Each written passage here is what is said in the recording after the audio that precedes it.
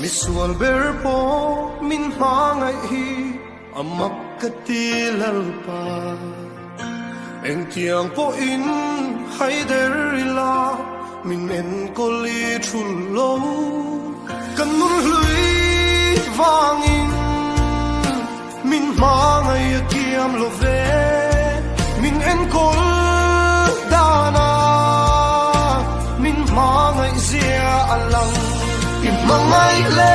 không ai na hian khay bi kan nei lo ve en ang mi po lo ni la mangai the